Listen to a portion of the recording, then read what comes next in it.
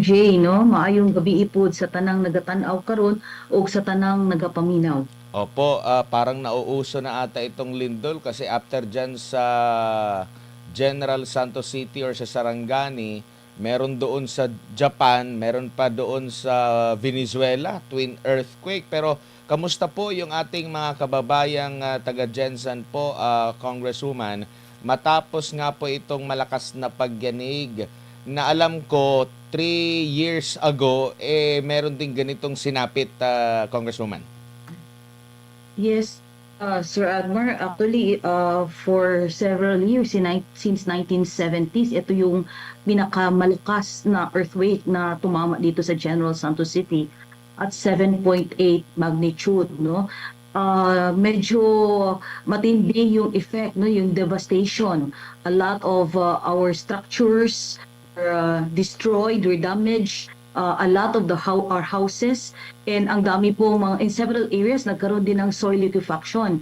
Marami din ang napinsala at may mga namatay din, and even after now, no, even until now, we are still reeling from the aftermath of the 7.8 magnitude earthquake here in General Santos City. Opo, yung senaryo po sa kasalukuyan, ma'am, kumbaga yung komersyo natin, yung pamumuhay ng ating mga kababayan, kamusta na po? Balik na po ba sa normal? Or nandun pa rin yung mga agam-agam, pagtuloy-tuloy pa rin yung pagkukumpuni, walang masyadong tao sa pinakalungsod? Actually, Sir Admar, until now, ramdam pa rin talaga ang epekto. Hindi naman ito overnight, no, na maaayos. It will take some time na para makapag-bounce back kami dito sa General Santos City. Ang daming mga nawala ng trabaho, ang daming mga establishments na talagang sira yung mga infrastructure, no. So, may mga malls tayo na nasira, even our government buildings, no. Ang ating City Hall ay sira, hindi mapasukan. Ganon din ang sangguniang panglungsod. So far, meron tayong around 1,500 no, plus government structures kasama ang mga eskwelahan na talagang nasira yung mga gusali. So even sa pagpasok, no, ng mga estudyante natin, isa din ito sa mga challenges dahil marami ding mga classrooms ang hindi magamit at hindi mapasukan. So aside from that, of course, ang daming malls na sira din, no? So ang daming until now ang daming nawala ng trabaho, and even yung mga establishments na maliliit, no, na sira din. So nakasara rin. So yun din nagkakaroon din ng epekto sa lahat, tumaas ang unemployment dito sa General Santos City. Opo, ma'am, yung mga nasira po ba, ano siya, parang i-total na lang, i-demolish, magtatayo ng panibago, i-retrofit lang siya, aayusin lang, or lilipat ng mga lugar? Ano po ang sitwasyon? Depende po sa extent ng damage. Actually, nagpapasalamat kami, no, dahil yung mga structural engineers all over the country pumunta dito sa Jensen at nagtulong sa ating city government, particularly yung ating OBO at City Engineers Office. Nagtulong sila sa pag-assess ng mga buildings. So, naka-classify po ito yung mga nasira, na yung iba na medyo maayos, safe na, so naka-declare na natag na po as green. Yung iba naman, yung medyo sira pa rin, kailangan ng retrofitting and rehabilitation, ayun, ay nakatag siya as yellow. At saka yung mga talagang hindi magamit dahil nag-pose na siya ng risk sa safety ng lahat, yun ay nakatag ng red. Opo, Kong, si MJ po ito. Ma'am, kayo po ay incumbent representative ng Jensen sa 20th Congress. Do you think kailangan po ng augmentation sa pondo para po dyan sa inyo pong nasasakupan? Ngayon pong napakatindi ng ating pong kinahaharap na hamon sa lindol. Yes, MJ, talagang kailangan po ngayon ang General Santos City. Hindi lang General Santos City, kasali din yung Sarangani Province dahil ang dami talagang mga structures na nasira, lalo na yung mga government structures natin, no? So we need really the augmentation in terms of budget, no, para ma-rehabilitate itong mga na-damage ng earthquake dito. better way para po mas mabilis ang aksyon ng pamahalaan. Nung mga nakaraan, ma'am, nagpapatawag po ng special hearings. Kahit po kayo ay naka-CNDA, maaari naman po magpatawag ng mga pagdinig para po direkta na makuha on record, on public television, yung response po ng mga kinauukulang ahensya. May mga hakbang po ba, ma'am, ang mga komite sa House of Representatives para ito'y gawin?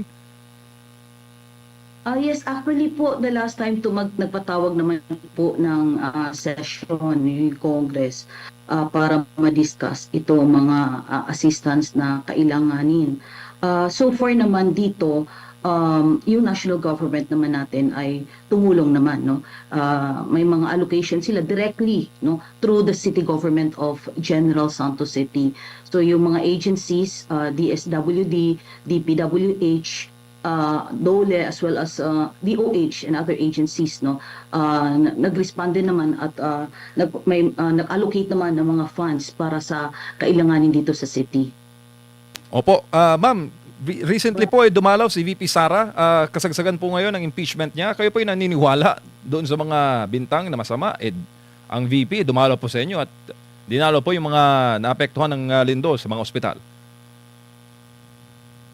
Yes, of course, pumunta dito. Nagpapasalamat tayo kay Vice President Sara Duterte. Talagang personal siya na nagkiramay, nagpunta doon sa mga nabiktima at namatay, no, dahil sa lindol. At nagpadala din siya ng tulong. In fact, siya yung isa sa mga una talagang nagpadala ng tulong.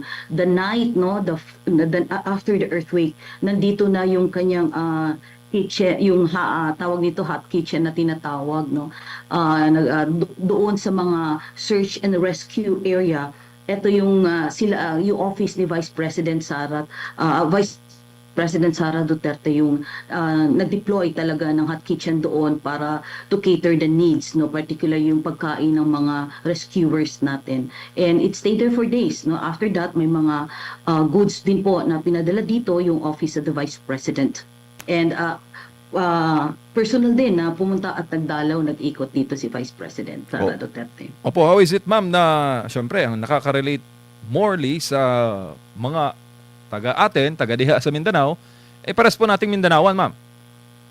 Yes. Yun nga ay talagang nagpapasalamat kami because siya yung isa sa mga una talagang nagpunta agad dito, no. Na actually very discreet, diretso na, wala naman masyadong fanfare, wala na, diretsong tumulong, pumunta sa bahay, pumunta sa nung mga personal na nagpaabot ng kanyang assistance, no, sa mga napinsala. And we truly appreciate that, no, ang ginawa ni Vice President dito sa General Santos City. Opo, ma'am, bilang halal na kinatawan po ng mga residente ng Gensan, isingit ko na lang po itong tanong dahil uso ngayon yung usapin sa impeachment. Sa inyo pag-iikot po, ma'am, sa inyo pong lugar, anong feedback ng mga taga-Gensan sa impeachment case laban kay VP Sara? Actually, ako, when I voted, actually, MJ, sa impeachment, no, yung articles of impeachment sa House, I voted no because I listened to the voices of my constituents here in General Santos City. Before several consultation meetings dito, and majority, no, sa aking observation, around 90+%, no, I should say 95% sa aking natanong, no, at naikot na konsulta ng mga sektor ay talagang ayaw na ma-impeach ang ating minamahal na Vice President. How is it like, ma'am, for a representative like you na ipaabot po ang sentimiento, tunay na sentimiento ng inyo pong kinakatawan doon po sa Kongreso? Medyo challenging, no. Masasabi natin na may mga pressures din. But ako naman, tinatayuan natin kung ano sa tingin natin ang tama at nararapat.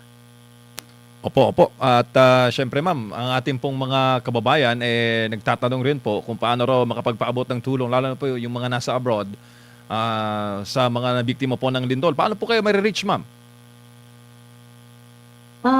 Meron naman tayo ang city government merong naka-post no sa website kung saan pwedeng magpadala ng tulong. Yung iba naman directly pumupunta sa office kasi araw-araw may mga ano tayo, may mga operations. So in kind no, pwede nating may mga nagpapahatid ng tulong through the office. So directly na iniikot natin sa mga barangay no. This is upon the request ng down to the purok level kasi talaga isa din kasi itong ang ginagawa natin araw-araw nag-iikot tayo kasi aside sa nagpapadala tayo ng tulong MJ and Ed, gusto din natin makita yung actual situation sa ground para aside from the temporary solutions ngayon na panandalian, of course itong mga assistance, financial assistance, mga grocery packs na ibibigay, tinitingnan natin kung ano ang pwedeng long-term at saka sustainable solution dito. So, like in terms of policies, in terms of programs, no, and definitely itong lindol, no, hindi lang ito mangyayari once. In fact, until now, we still experience yung mga aftershocks. And so far, after the 7.8 magnitude na earthquake, 6.1 yung pinakamalakas namin naranasan, no? And even until now, may mga aftershocks. And bago lang, in fact, hindi masyado malayo pa nung nangyari yung last na malakas din na lindol sa General Santos City. So it could happen again. Kaya ang tinitingnan natin dito ang preparation in terms of our policies, in terms of our structures, and sa pag-ikot-ikot natin, nakikita natin ang talagang prone to danger is yung nasa tabing dagat, no, yung nasa danger zone. So kaya tinitingnan din natin na there is a need na ma-relocate ito. So we are passing also a bill in Congress for the reclassification of some public lands, no, yung 18% and below, yung slope niya na pwedeng ma-declare A&D para makapag-allocate ng area for relocation site para yung mga nasa danger zones dito sa city, no, na ito yung laging talagang helpless, no? Every time may kalamidad, so ito yung there is an urgent need na ma-relocate sila. So ito naman ma-address in terms of relocation, in terms of legislation. So and then of course yung kawalan ng trabaho, we need also interventions dito. So kaya ito opportunity na umiikot tayo. So may mga yung gustong magpadala ng tulong, pwede naman they can coordinate through the office or they can also coordinate through the office of the mayor, no?